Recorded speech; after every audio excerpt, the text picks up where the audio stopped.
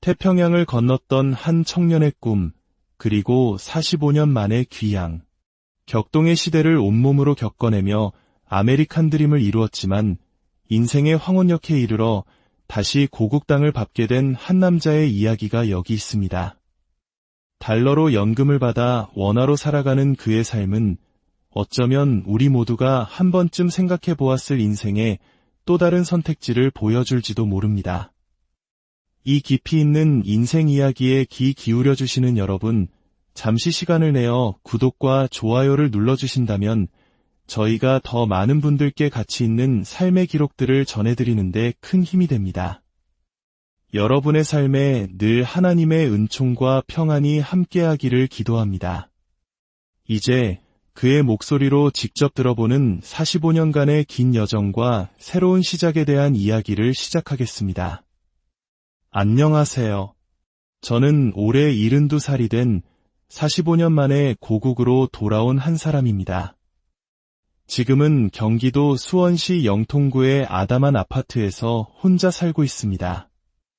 아침이면 분당선 지하철에 몸을 싣고 활기찬 서울 시내를 둘러보고 점심에는 백화점 식당가에 들러 맛있는 한우 스테이크를 즐기는 것이 소소한 일상이 되었지요. 겉보기에는 평범한 노인처럼 보이시겠지만 사실 저는 45년이라는 긴 세월을 미국에서 보내고 3년 전 한국으로 역이민을 온 사람입니다. 현재 미국에서 받는 연금을 한국 돈으로 환산하면 매달 530만 원 정도가 됩니다. 이 돈으로 한국에서는 정말이지 풍요롭고 여유로운 노후를 보내고 있습니다. 미국에 살 때 이 정도 연금은 그저 빠듯하게 근근히 살아가는 수준에 불과했습니다. 하지만 한국에 돌아오니 어지간한 중산층 가정보다 훨씬 더 여유롭게 생활할 수 있게 되더군요. 요즘 젊은이들이 월 300만 원, 400만 원을 받으며 힘겹게 살아간다는 소식을 들을 때면 제가 받는 이 연금이 얼마나 큰 가치를 지니는지 새삼 깨닫게 됩니다. 오늘은 제가 어쩌다 머나먼 미국 땅에서 45년이라는 세월을 보내게 되었는지, 그리고 다시 모든 것을 정리하고 한국으로 돌아오게 되었는지, 또 지금은 어떤 마음으로 하루하루를 살아가고 있는지에 대한 제 삶의 이야기를 여러분께 들려드리고자 합니다. 시간은 1979년으로 거슬러 올라갑니다. 당시 제 나이 27, 저는 대한민국 최고의 대학이라는 서울대학교 기계공학과를 졸업하고 우리나라 산업발전의 역군이었던 대우중공업에서 일하던 젊은 엔지니어였습니다. 그때의 한국은 지금처럼 눈부신 경제 성장을 이루기 전 모두가 허리띠를 졸라매며 잘 살아보세를 외치던 시절이었죠. 월급은 턱없이 적었고 미래에 대한 확신을 갖기란 참으로 어려운 일이었습니다.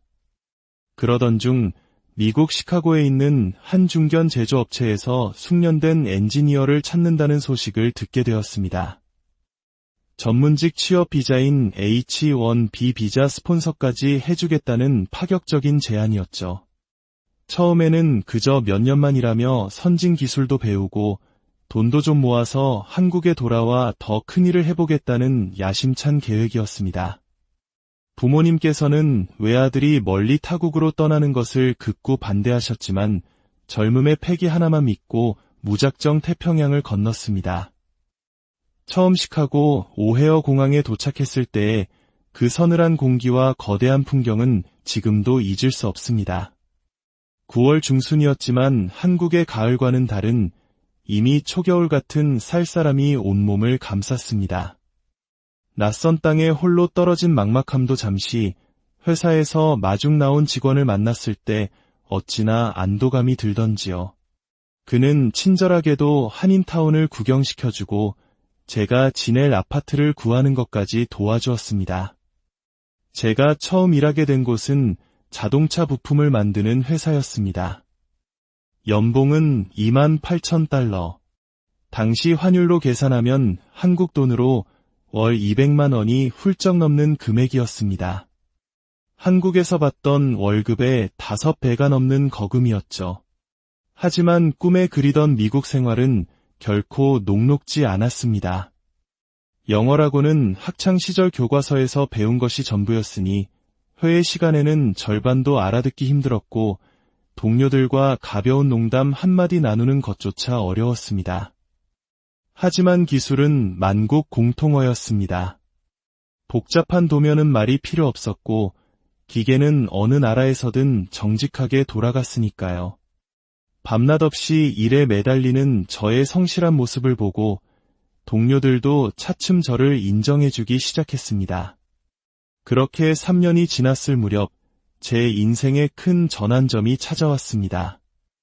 회사에서 저의 영주권 신청을 도와주겠다고 나선 것입니다. 당시에는 지금처럼 이민의 문턱이 높지 않았고 회사에서 꼭 필요한 인재라고 보증을 서주니 영주권은 불과 1년 만에 제 손에 들어왔습니다.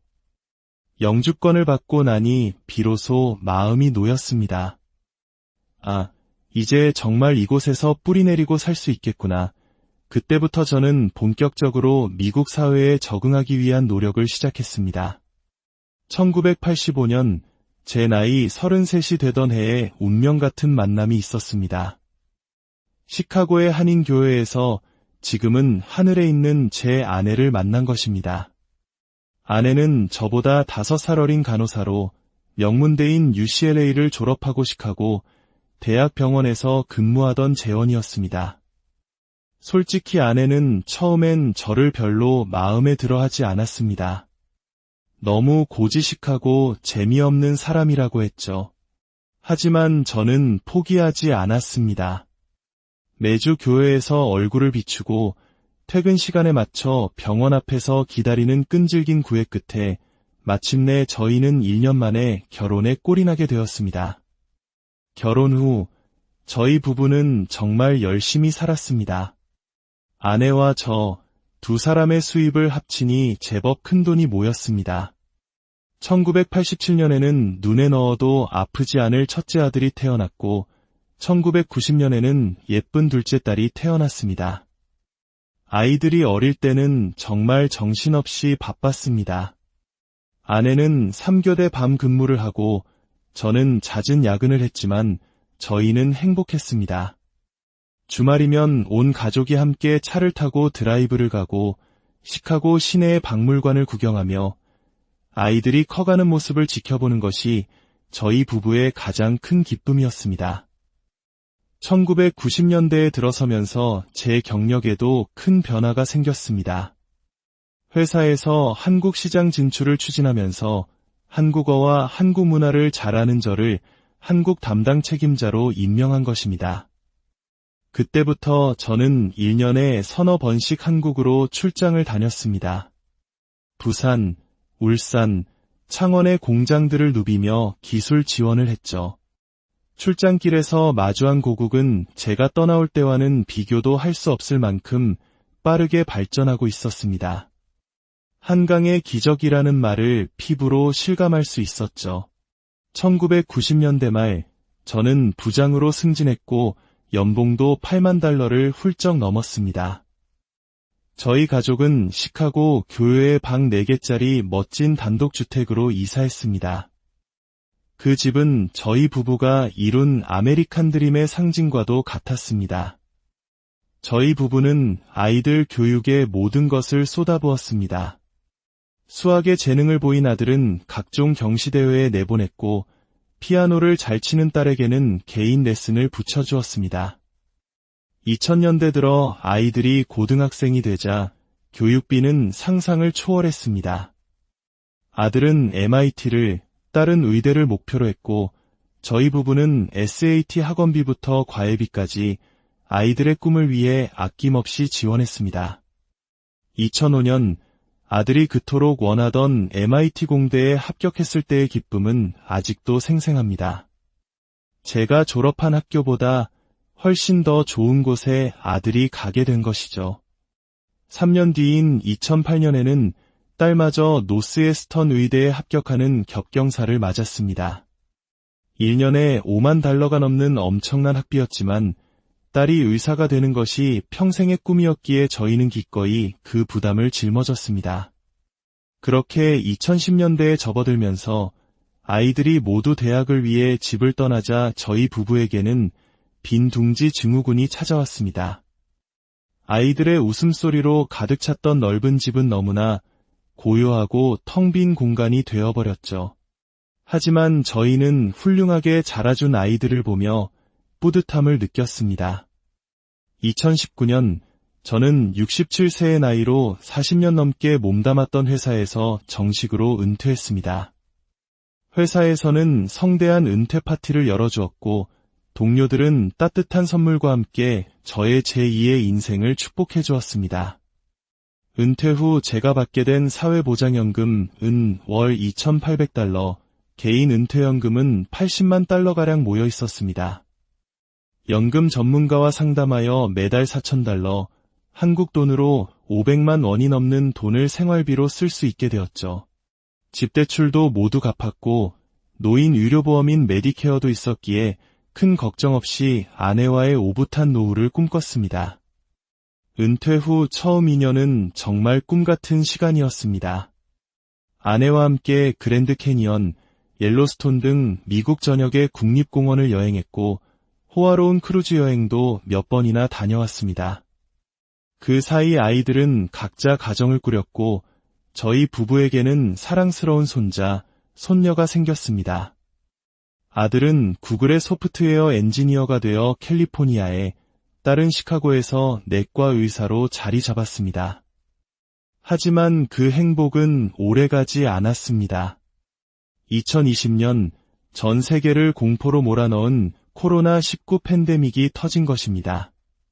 처음에는 그저 몇 달이면 지나갈 독감 정도로 생각했지만 상황은 걷잡을 수 없이 심각해졌습니다. 봉쇄령이 내려지면서 저희는 집에 고립되었고 아이들을 만나는 것조차 어려워졌습니다. 더 큰 문제는 평소 당뇨를 앓고 있던 아내의 건강이었습니다. 2020년 여름 아내는 결국 코로나19에 감염되고 말았습니다. 처음에는 가벼운 증상이었지만 병세는 급격히 악화되었습니다. 병원에 입원했지만 팬데믹 규정 때문에 면회조차 할 수 없었습니다. 가족의 얼굴도 보지 못한 채 아내는 병상에서 2주를 버티다 호련히 세상을 떠났습니다. 35년을 제 곁에서 동고동락했던 사람, 함께 행복한 노후를 꿈꿨던 사람이 그렇게 갑자기 떠나리라고는 상상조차 하지 못했습니다. 장례식마저 제대로 치를 수 없었습니다. 소수의 사람만이 마스크를 쓴 채 모여 조촐하게 아내를 보냈습니다. 아내를 떠나보낸 후 제 세상은 무너져 내렸습니다. 40년 넘게 함께 쌓아올린 모든 것이 한순간에 사라진 것 같았습니다. 혼자 남은 집은 너무나 크고 그 정적은 저를 질식시킬 것만 같았습니다. 그렇게 1년을 홀로 지내며 저는 지독한 외로움과 싸워야 했습니다. 그러던 어느 날 문득 고향 생각이 났습니다. 45년이라는 세월 동안 잊고 살았지만 제 어린 시절의 추억이 담긴 곳 바로 한국이었습니다. 마침 한국에 있는 고등학교 동창에게서 카카오톡으로 연락이 왔습니다. 친구들이 함께 찍은 사진을 보는 순간 잊고 있던 그리움이 물밀듯이 밀려왔습니다. 그 순간 저는 결심했습니다. 남은 인생은 고향에서 보내자. 아이들은 걱정했지만 제 결심은 확고했습니다. 가장 먼저 한국 영사관을 찾아가 국적 회복 신청을 했습니다. 다행히 65세 이상 재외동포는 복수 국적이 허용되어 미국 시민권을 포기하지 않고도 한국 국적을 되찾을 수 있었습니다. 덕분에 미국 연금도 계속 받을 수 있게 되었죠. 2022년 봄, 저는 본격적으로 한국 이주 준비를 시작했습니다. 30년 넘게 살았던 시카고의 집을 팔고 40년 세월의 흔적이 담긴 짐들을 정리했습니다. 그리고 마침내 2023년 2월, 저는 한국 땅을 밟았습니다. 공항에서 저를 배웅하던 아이들과 부둥켜 안고 한참을 울었습니다. 45년 만에 돌아온 고국은 놀라움의 연속이었습니다. 웅장한 인천국제공항, 깨끗하고 빠른 지하철, 그리고 모든 사람이 손에 들고 있는 스마트폰까지 모든 것이 낯설고 신기했습니다. 제가 정착한 수원 영통의 아파트는 혼자 살기에 더할 나위 없이 쾌적했습니다. 관리도 편리하고 보안도 철저했죠. 하지만 무엇보다 저를 놀라게 한 것은 한국의 의료 시스템이었습니다. 미국에서는 의사 한 번 만나려면 몇 주를 기다리는 것이 예사인데 한국에서는 당일 예약도 가능했습니다. 6개월 거주 후 가입한 건강보험료는 월 10만 원 남짓으로 미국에서 내던 보험료에 비하면 거의 공짜나 다름없었습니다. 병원에서 MRI 검사를 받았는데 본인 부담금이 10만 원밖에 나오지 않는 것을 보고는 입을 다물 수가 없었습니다. 미국에서는 수백 달러는 좋게 나왔을 검사였습니다. 생활비 역시 생각보다 훨씬 적게 들었습니다. 아파트 관리비와 각종 공과금, 통신비를 모두 합쳐도 30만 원 정도이고 식비까지 포함해도 월 생활비는 200만 원이면 충분했습니다. 매달 530만 원의 연금을 받으니 300만 원 이상이 고스란히 남는 셈이었죠. 저는 그 남는 돈으로 미국에서는 상상도 못했던 풍요로운 문화생활을 즐기기 시작했습니다. 매주 서울로 나가 백화점 구경을 하고 호텔 뷔페에서 식사를 하고 예술의 전당에서 클래식 공연을 봅니다. KTX를 타고 제주도, 부산, 경주 등 전국 방방곡곡을 여행합니다.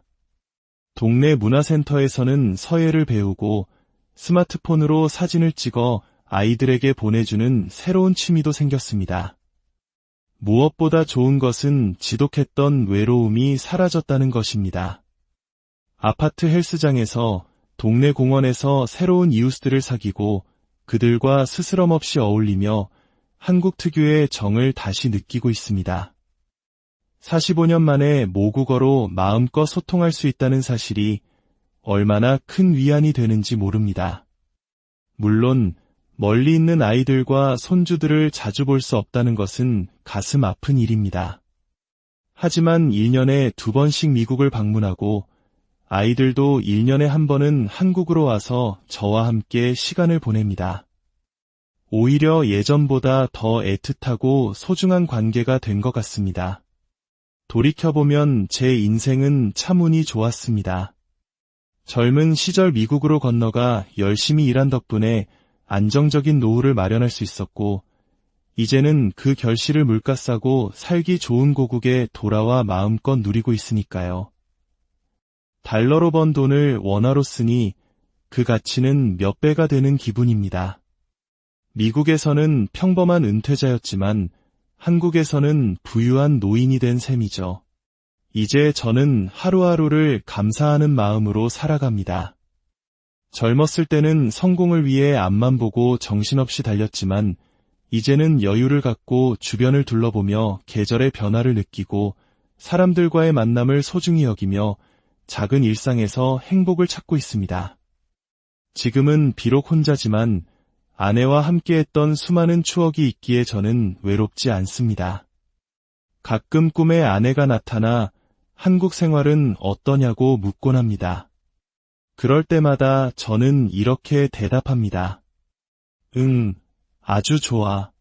당신도 함께 왔으면 정말 좋았을 텐데, 라고 말이죠. 제 이야기가 어떻게 들리셨을지 모르겠습니다. 인생이란 정말 한치 앞을 내다볼 수 없는 것 같습니다. 27에 제가 45년 뒤 고국으로 돌아와 이런 삶을 살게 될 줄 어찌 알았겠습니까? 하지만 어떤 상황에서든 최선을 다해 살아낸다면 그 모든 시간이 쌓여 결국에는 소중한 경험과 자산이 된다는 것을 이제는 알 것 같습니다. 미국에서의 45년도 그리고 한국에서의 지금도 저에게는 더없이 소중한 시간입니다. 앞으로 제게 남은 시간 또한 감사한 마음으로 충실하게 살아가고 싶습니다. 긴 이야기 들어주셔서